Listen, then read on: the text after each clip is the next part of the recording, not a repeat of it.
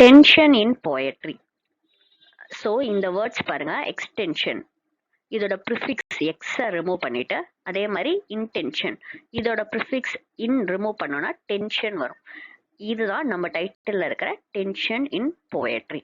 So உங்களுக்கு இம்பார்ட்டண்ட்டான 1 mark வந்து என்ன அப்படின்னா, எக்ஸ்டென்ஷன் அப்படிங்கிறத லிட்ரல் மீனிங்கா மெட்டஃபரிக்கல் மீனிங்கா அப்படின்னு கேட்பாங்க.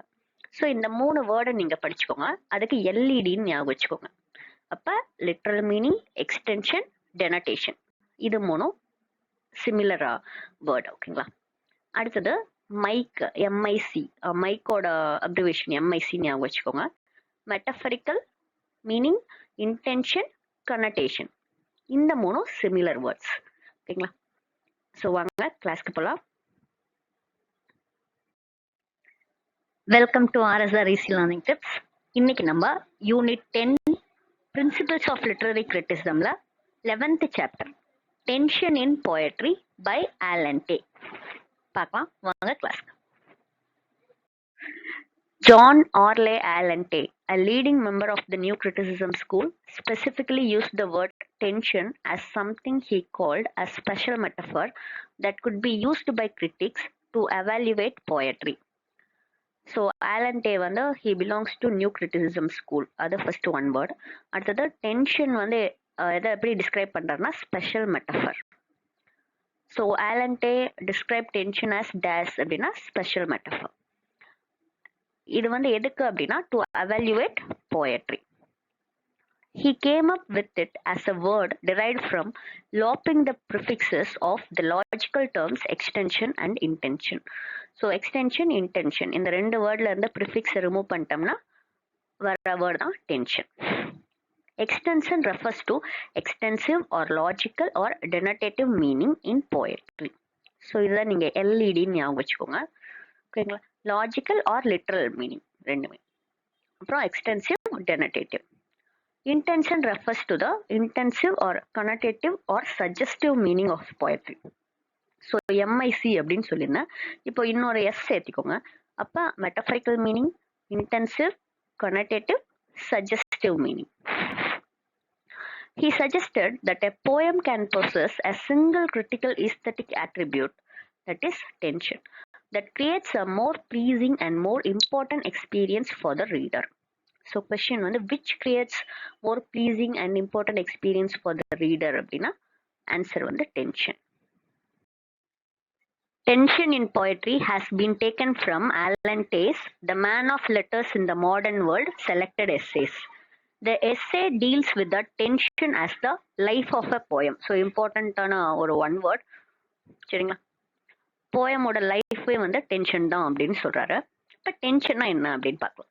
It reveals Allen Tay's view that a good poem is the one in which the extension and the intention are in a state of tension. அடுத்த கொஸ்டின்ல உங்களுக்கு இன்னும் நல்லா மீனிங் புரியும் பாருங்க. In other words, a good poem has a combination of both extensive or denotative, that is surface meaning, and intensive or connotative meaning. அதாவது extension மீனிங்கும் சரி, intention மீனிங்கும் சரி, ரெண்டும் சேர்ந்து இருந்தாதான் ஒரு குட் போயம் அப்படின்னு சொல்றாரு. எக்ஸ்டென்சிவ் ஆர் டெனடேட்டிவ் மீனிங் அப்படின்னா பாத்தீங்கன்னா உங்களுக்கு ஒரு தமிழ்ல எக்ஸாம்பிள் கொடுக்குறேன். அதாவது சிலப்பதிகாரம்ல வந்து பாத்தீங்கன்னா கோவலன் வந்து மதுரைக்கு வரும்போது மதுரையில இருக்கிற அந்த கொடிகள் வந்து காத்துனால அசையுமா. ஸோ இந்த கொடிகள் காத்துனால அசையுது அப்படிங்கிறது வந்து சர்ஃபேஸ் மீனிங், மேலோட்டமான மீனிங். சரிங்களா?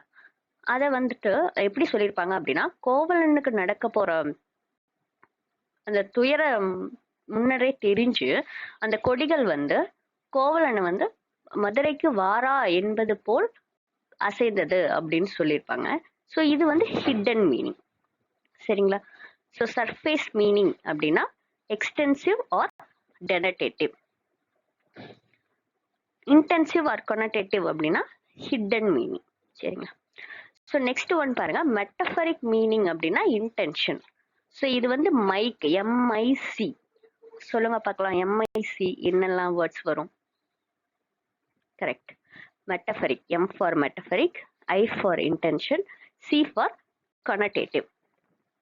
அப்புறம் இன்னொரு எஸ் பார்த்தோம், சஜஸ்டிவ். இங்க ஒரு மீனிங் பார்த்துருக்கோம், ஹிடன் மீனிங். சரிங்களா? அடுத்தது லிட்ரல் மீனிங்னா எக்ஸ்டென்ஷன், எல்இடி அப்படின்னு நான் உங்களுக்கு சொல்லியிருந்தேன். ஸோ எல்இடி என்னென்ன வேர்டு வரும் சொல்லுங்க. S, L for literal meaning, E for extension, D for denotative. இதுலயும் பாருங்க ஒரு எஸ் வருது, அதாவது சர்ஃபேஸ் மீனிங், மேலோட்டமான. ஓகேங்களா? ஸோ எக்ஸ்டென்ஷனுக்கான இன்னொரு வேர்ட்ஸ் எல்லாம் பாருங்க. எல்இடின்னு ஞாபகம் வச்சுக்கோங்க. லிட்ரல் மீனிங், எக்ஸ்டென்சிவ் மீனிங், டெனடேஷன், அதுக்கப்புறம் சர்ஃபேஸ் மீனிங். ஓகேங்களா? ஸோ சர்ஃபேஸ் அப்படின்னா மேற்பரப்பு. ஓகேங்களா? இப்போ எக்ஸ்டென்ஷன் அப்படின்னு ஞாபகம் வச்சுக்கோங்க. இந்த பக்கம் இன்டென்ஷன், எம்ஐசி, மெட்டபரிக்கல் மீனிங், இன்டென்ஷன், கனடேஷன். இங்கேயும் எஸ் வருது, சஜஸ்டிவ். சஜஸ்டிவ் அப்படின்னா குறிப்பாக தெரிவிக்கிற. சரிங்களா? அப்ப வந்து ஹிடன் மீனிங் அப்படின்னு ஞாபகம் வச்சுக்கோங்க. Alan Tate's tension in poetry is divided into 3 parts.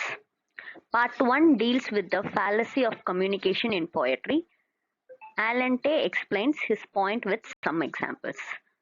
In part 2, Alan Tate defines tension in poetry and explains its importance in poetry with few examples. In part 3, he gives his final example of the significance of tension in poetry. What do Alan Tate attack in the first part of the essay? The fallacy of communication. அதாவது தவறுதலான புரிந்துணர்வை அளிப்பது. சரிங்களா? Which is the medium of communication? Mass language. Mass language is the medium of communication. This statement is remarked by I.A. Richards. Who wrote the poem Justice Denied in Massachusetts? Miss Millay. So இந்த poem ஏன் வருது அப்படின்னா, Alan டே வந்து எக்ஸாம்பிளா கொடுக்குறாரு. அதாவது fallacy of கம்யூனிகேஷனுக்கு எக்ஸாம்பிளா வந்து மிஸ் மெலே எழுதுனா ஜஸ்டிஸ் டினைட் இன் மெசச்சூசெட்ஸ் போயமா சொல்றாரு. எப்படி அப்படின்னா, இப்ப வந்து இவங்க வந்து இந்த போயம்ல வந்து எப்படி எழுதியிருப்பாங்க அப்படின்னா,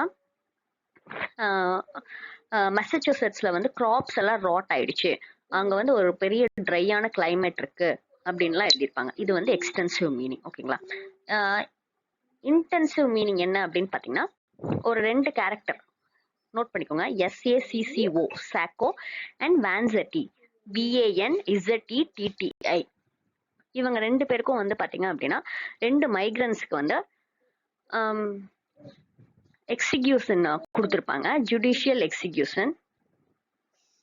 இது எப்படி இந்த இவங்க 2 பேருக்கு கொடுத்த பனிஷ்மெண்ட்டுக்கும் கிராப்ஸ் ராட் ஆகுறதுக்கும் என்ன சம்பந்தம்? ஸோ இப்ப ஒரு படிச்சாரு அப்படின்னா, அதாவது மிஸ் மில்லே பத்தி தெரியாதவங்க இல்ல அந்த காலகட்டத்துல வாழாதவங்க வந்து இந்த போயமை படிச்சாங்க அப்படின்னா கண்டிப்பா அந்த போயமோட இன்டென்சிவ் மீனிங்க புரிஞ்சிக்க முடியாது. அப்ப இந்த போயம் வந்து இட் இஸ் அ ஃபெயிலியர் அப்படின்னு சொல்றாரு. ஸோ இவர் ஆஸ் எ நியூ கிரிட்டிக்கா வந்து பாத்தீங்கன்னா க்ளோஸ் ரீடிங்கை தான் சஜஸ்ட் பண்றாரு. அதாவது ஒரு ஒர்க் படிச்சோம் அப்படின்னா அந்த போயமே வந்து நமக்கு எல்லா மீனிங்கையும் கொடுக்கணும். நமக்கு வந்து போயட்டோட ஆட்டோபயோகிராஃபி இல்லைன்னா அந்த காலகட்டத்தோட சோஷியல் பேக்ரவுண்ட்லாம் தெரிஞ்சிருக்கணுங்கிற அவசியம் இருக்கக்கூடாது. அந்த மாதிரி கிரியேட் பண்ற போயம் தான் வந்துட்டு குட் போயம் அப்படிங்கிற மாதிரி சொல்றவங்க தான் new critics. So, does the poem Justice Denied in Massachusetts has mass language and arose an effective state? Yes. Who praises the poem Justice Denied in Massachusetts? Only those who share the feelings with the poet. So போயட்டுக்கு தெரிஞ்ச அந்த விஷயங்கள் தெரிஞ்சவங்களால மட்டும்தான் அந்த போயமை price பண்ண முடியும். How is the poem for those who to not share the feelings with the poet? Obscure. அதை பத்தி தெரியாதவங்களுக்கு அந்த போயம் புரியாது. When the poem becomes obscure for those who do not share the feelings with the poet, it is known as fallacy of communication. So fallacy of communication அப்படின்னா poet என்ன சொல்ல வராங்க அப்படிங்கிறது ரீடருக்கு புரியல அப்படின்னா அது வந்து fallacy of communication அப்படின்னு அர்த்தம். The language in the poem The Vine by James Thompson appeals to an affective state, but it does not have coherent meaning, either literal or implied. So இவர் இன்னொரு எக்ஸாம்பிள் சொல்றாரு. The poem வந்து the vine by James Thomson. So இது வந்து பார்த்தீங்க அப்படின்னா லிட்ரலாகவும் சரி இல்ல இம்ப்ளைட் ஹிடன் மீனிங்கும் சரி ரெண்டுமே வந்து கோஹரண்டா இல்ல அப்படின்னு சொல்றாரு Alan Day. The more closely one examines the lyric of this poem, the more obscure it becomes. Which poem is mentioned in the above lines by Alan Tay? The Vine by James Thompson. Alan Tay about Cowley's Hymn to Light. So இன்னொரு போயமும் அவர் example கொடுக்குறாரு. அந்த போயமோட characteristics பாருங்க. Firmer use of language. No appeal to an affective state. Uncontrolled distortions. Lacks imagination or tension. So according to Alan Tay, the poem The Vine is the failure in denotation and Hymn to Light is a failure in connotation. Good poetry is a unity of all the meanings from the furthest extremes of intention and extension. So உங்களுக்கு intention அப்படின்னா MIC ஞாபகம் வரணும், extension அப்படின்னா LED. So இந்த ரெண்டு மீனிங்கும் வந்துட்டு சேர்ந்ததுதான் good poetry அப்படின்னு Alan டே சொல்றாரு. The reader's recognition of the action of this unified meaning is the gift of experience, culture and humanism. So அந்த ஒர்க்கை ரீட் பண்றவங்க இந்த யூனிஃபைட் மீனிங்கை புரிஞ்சுக்கிட்டாங்க அப்படின்னா அவங்களுக்கு அந்த ஒர்க் வந்து ரொம்ப சுவாரஸ்யமா இருக்கும் அப்படின்னு சொல்றாரு. Alan Tay says that the meaning selected by the readers along the line between the extremes of intensive and extensive vary according to the personal interest. So அந்த ஒரு ஒர்க்கோட இன்டென்சிவ் மீனிங்கை வந்து அதிகமாக எடுத்துக்கிறதோ இல்லை எக்ஸ்டென்சிவ் மீனிங்கை வந்து நிறைய எடுத்துக்கிறதோ ஒவ்வொரு ரீடரோட பர்சனல் இன்ட்ரெஸ்ட்டை பொறுத்தது அப்படின்னு சொல்றாரு. The Platonist will tend to stay very close to the extension end. அதுக்கு எக்ஸாம்பிள் பாருங்க. Who might decide that Marvel's to his coy mistress recommends immoral behavior to young men. So Andrew மார்வலோட poem to his காய் mistress வந்து young மென்க்கு immoral பிஹேவியரை தான் கொடுக்குது அப்படின்னு எந்த ரீடரை வந்து கன்க்ளூஷனுக்கு வருவாங்க அப்படின்னா people who understands extensive meaning. So அதோட எக்ஸ்டென்சிவ் மீனிங்கை மட்டுமே புரிஞ்சவங்க வந்து இந்த டெசிஷனுக்கு தான் வருவாங்க அப்படின்னு ஆலன் டே சொல்றாரு. What are the extensive and intensive meaning find in Marvel's to his coy mistress?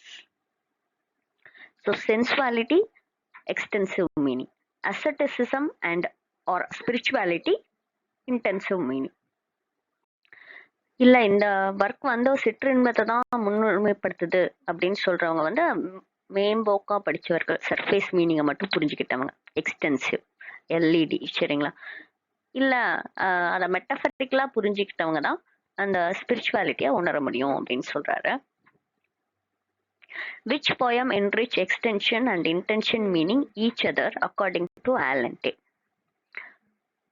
So Donne's love lyric, a valediction, forbidding mourning. Which poem does Alan Tay quote in his third part of his essay? The Divine Comedy by Dante. அதில் வந்து first part Inferno அப்படிங்கிறத code பண்ணியிருப்பாரு. So இவர் வந்து good example, அதாவது good போயட்ரிக்கான எக்ஸாம்பிளாக வந்து John டன்னோட love லிரிக்கும் டன்டேவோட divine காமெடியும் Alan day coat பண்ணியிருப்பாரு. The tercet from Inferno provides an excellent example of tension. So tercet அப்படின்னா group of 3 lines of verse rhyming together. So அதுலேருந்து ஒரு 3 லைன் எடுத்து நம்ம ஆலன் டே வந்து எக்ஸ்பிளைன் பண்ணியிருப்பாரு. ஸோ ஆலன் டே வந்து டன்டே divine காமெடியோட first part இன்ஃபர்னோல code பண்ண அந்த 3 லைன்ஸ் வருது இல்லைங்களா, அதில் வர கேரக்டர்ஸ் பாருங்க. பாலோ, பிரான்சிஸ்கா, அதுக்கப்புறம் டன்டே, அவரும் ஒரு கேரக்டரா இருப்பாரு. பிளேஸ் வந்து பாத்தீங்கன்னா second circle of hell. Dante meets them in the second circle of hell. So இந்த பாலோ பிரான்சிஸ்காக்கு என்ன ரிலேஷன்ஷிப் அப்படின்னு பாத்தீங்கன்னா அவங்க வந்து illicit லவ்வர்ஸ். அந்த 3 லைன் வந்து பாத்தீங்க அப்படின்னா எப்படி இருக்கும் அப்படின்னா டன்டே வந்து பிரான்சிஸ்காவை பார்த்துட்டு எங்க இருந்து வரீங்க அப்படின்னு கேட்பாங்க. அதுக்கு அவங்க சொல்லுவாங்க, the town where I was born sits on the shore. அப்ப என்ன அப்படின்னா அவங்க டவுன் வந்து ஒரு it is situated on bank of seashore அப்படின்னு சொல்றாங்க. Second line, whither the Po descends to be at peace. So Po அப்படிங்கிற ஒரு ரிவர் வந்து அங்க வந்து ஃபால்ஸ், ஓகேங்களா, கடலோட கலக்க அதோட ட்ரிபியூட்ரிஸோட போயிட்டு இருக்கு, கிளை நதிகளோட போயிட்டு இருக்கு. அந்த கிளை நதிகள்லாம் எப்படி இருக்கு அப்படின்னா, together with the streams that follow him.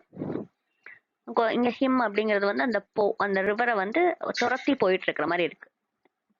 So எங்க போறாங்க எல்லாரும், சீக்கு, அந்த ரிவர் வந்து கடலோட கலக்க போய்கிட்டு இருக்கு அப்படிங்கிற மாதிரி சொல்லியிருப்பாரு. ஸோ இது வந்து எக்ஸ்டென்சிவ் மீனிங், ஓகேங்களா. இதுக்கான இன்டென்சிவ் மீனிங் என்ன அப்படின்னு பாத்தீங்க அப்படின்னா, இந்த ரிவர் போ அப்படிங்கறதா பிரான்சிஸ்கா, இவங்கள வந்து நிறைய லவ்வர்ஸ் வந்து சேஸ் பண்றாங்க. ஸோ எப்படி அந்த கிளை நதிகள்லாம் வந்து போவோட சேர்ந்து போகுதோ, அந்த மாதிரி இவங்க வந்து லவ்வர்ஸோட இணையும் போது இட் பிகம்ஸ் லஸ்ட் அப்படின்னு சொல்றாரு. ஸோ இங்க ரிவர் வந்து இட் ரீச்சஸ் சி. ஆனா இங்க வந்து பிரான்சிஸ்கா வந்துட்டு because of the sin she could not reach the